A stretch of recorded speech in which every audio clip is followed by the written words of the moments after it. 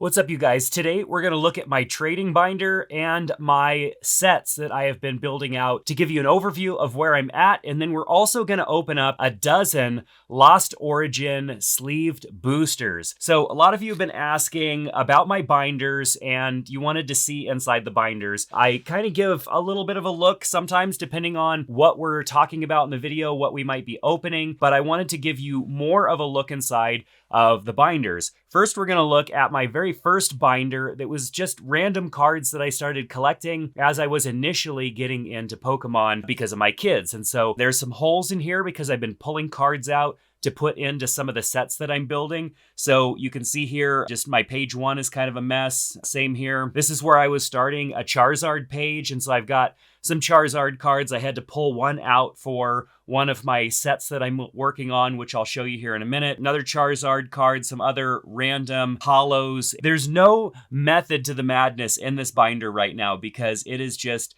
a total mess of cards. And I really need to decide what is it that I'm going to do with this binder, because this binder is just such a random assortment of things. I've also wanted to start like a Machamp section as well, start collecting some of the different Machamps. That would be one of my other goals, would be to collect a lot of Machamps, just like a lot of Charizards, which I know Charizard's most people's favorite Pokemon, I would say, as far as one that they would want to collect. Let's move on to my Scarlet and Violet binder. Look, I even started labeling them. That's an awful dad thing to do, right? Label all your things. So in my Scarlet and Violet binder, all of these cards are holos or reverse variants. And so if there's a holo or a reverse variant, that is where I'm at with the cards that are in this section. And so as we go through all of these cards before we get to the full arts, all of these are going to be holos or reverse holos and in their different variants. And so as we get to the back of the binder here, you can see I'm still missing a few. I still have a few to fill in. I'm considering whether or not just to buy those cards, maybe from our local card shop, or continue to open Pokemon in hopes to get those cards. I feel like I've opened a lot of boxes. I've opened 12 booster boxes of Scarlet and Violet, as well as many other things. Lots of sleeved boosters, lots of blisters as well, and lots of booster bundles, and I'm still missing some cards. And so it's gotten pretty expensive to build out this set. I did finally get the rare candy, so as far as all of that goes, I have the back of this done. And then there's the expansion set of promo cards as well. I just have I have 4 of those. I also have the other one. I don't know why I didn't put it in here. But anyways, the Scarlet and Violet set, very close, but still not all the way there. Now, this is my Astral Radiance binder, and the Astral Radiance binder is coming along great. I have lots of cards that I still need, obviously. There's lots of holos and reverses because I'm going with the same goal of all of these cards being holo or reverse holo variants. And so a lot of cards are still in need. But I have made a lot of ground here because I've been opening a couple of booster pack boxes and also doing some trades and stuff with my local card shop for some of these holos and reverses. I figured those are fine. I can trade my way to getting some of those cards. But when we get to the back of the binder, that's where we start to see a lot of empty space. This is really bad. There's a ton of cards that I need here. And then, of course, we get back to the expansion section. Lots of cards that I still need for that area as well. So Astral Radiance still has quite a ways to go. If we move on to Lost Origin, which is a newer binder that I've just recently started, we're going to open up some Lost Origin today, so hopefully we'll have something to add to this binder. There is a lot that needs to be added to this binder because this is relatively new. I remember when this is what my binder looked like for Scarlet and Violet. I did not have a whole lot that was in my Scarlet and Violet binder until I started opening a lot of Pokemon and filling in these spaces. So in this binder, I am missing out on a lot, but I do have a couple of cards that are, really rare cards, higher value cards that I have pulled that are in this binder, but still a lot that I need in order to build this out. So with that said, Lost Origin has a long way to go, but that gives me next steps for this YouTube channel. Next steps are always great. This would be my trading binder. This is a new binder that I recently put together that has all of my duplicates. You can see there's just like a ton of Scarlet and Violet duplicates in here. Lots and lots of duplicates. So many Gardevoir EXs. And I have more also. I actually built a Pokemon deck that I've been battling with my kids. This one is utilizing the Gardevoir EX, which is somewhere in here. There's one of them. There's a couple of Gardevoir EXs in this deck. So far, it's been pretty good. Lots of great Tusks, Caryodons, Toxicroaks, Iron Treads, lots and lots of duplicates. Then we move back here. We've got tons of full art duplicates in different varieties. All the cards that are in this binder are going to be cards that are valued $10 or less. And so while we're still on the topic of Scarlet and Violet, these are cards that I have that are valued $10 or more. And so lots and lots of great cards.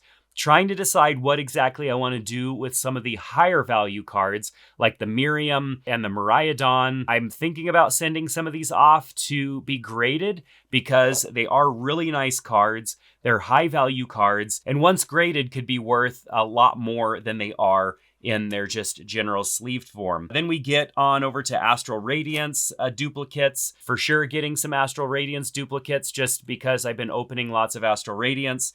And then we have the Lost Origin duplicates, and I think that is the end of the binder as far as what I put in there for trades. So let's get started opening some Lost Origin. I've got these Lost Origin sleeved boosters. I've been purchasing these off of Amazon, and off of Amazon, they've been doing really well for me. I purchased a pack of 8 of them that I showcased in another video, and we had some massive hits out of that. And so I wanted to kind of continue along that path and see if we could get some more hits. So we're going to go through and see what we get out of these sleeve boosters. All right, so we've got the Abomasnow, Lost City, Carbink, Oddish, Growlithe, Seedot, Slugma, Tynamo. We've got the Lampet Reverse and the Electros. So nothing but a reverse out of that first pack. We'll keep plugging along, hoping for some good stuff that I can add to the set that I've been building out. What do you guys think? I'm opening these packs by hand as opposed to using a knife. Let me know whether you prefer the knife opening that I've been doing basically since I started this channel, or if you prefer me opening them by hand. You may also notice that I have a wound on my hand. My wife and I did a Spartan Sprint 5K run this last weekend, and the main injury that I walked away with was pulling, or basically ripping this off of my hand. I was swinging from one ring to the other, and I was wearing gloves, and I think the glove just decided to take some skin with it. So I've got some damage on my hand, hence wearing my wedding ring on a pinky finger instead. We've got the Porygon 2, Silcoon, Mienshao, Shellos, Binacle, Ducklet, Porygon, Blipbug, and we've got the Mukita Reverse, and a Machamp Hollow. That is awesome. Very nice looking Machamp Hollow. Beautiful card. So that would be considered a pull. Still getting used to the fact that everything before Scarlet and Violet was different. Like, that's considered a pull. It's a good card. It's a valuable card. And I'll just leave it out here because technically that is considered a pull, and I love it. That's an awesome Machamp card that I don't believe that I have that exact card. Here we go with the code card, and 1, 2, 3, 4, flip. Let's see what we've got in this pack. Box of Disaster, Seadra, Riley, Binacle, Ducklet, Porygon, Blipbug. We've got the Finneon and the Hisuian Basculin Reverse, and Bouffalant. And the next pack, this would be our 4th pack, I believe, code card. And the Energy Poliwhirl, Lickalily, Relicanth, Sudowoodo, Love Disc, Gligar, Rhyhorn, Wurmple, and Lake Acuity Reverse, and the Raichu. So nothing out of that pack. We will keep plugging along. Now, these sleeve boosters are all in the order in which they came. You know, I don't know how they're boxed or how they're packaged, if they do anything other than just grab them out of the wholesale box that they get them out of, and slide them right into packaging, I'm not really too sure. But right now, we're not seeing anything too exciting. Got the Energy, Electric, Toolbox, Gastrodon, Electrike, Murkrow, Shuppet, Wurmple, Tynamo, ooh, and a Banette, or a Bayonet. That is awesome. I'm very familiar with Bayonet from Scarlet and Violet, but that Single Strike is an awesome looking card. And the Magcargo. Now looking at the next pack, there's the code card, and our first card is a V-Star. We got the Fantina, Riley, Nuzleaf, Spinarak, Litwick, Rosalia, Rockruff, Seal, and the Paris. Oh, the Scorching Sisters. Awesome. This is a card that I'm glad to have as well. Awesome pull. Excited to get this pull finally. And we will add that to the set.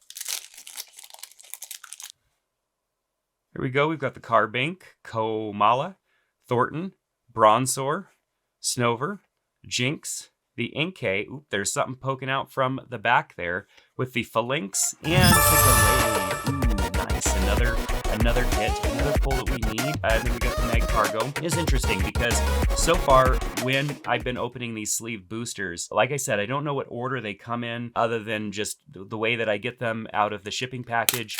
And there seems to be back-to-back hits in packs and then gaps where there isn't anything.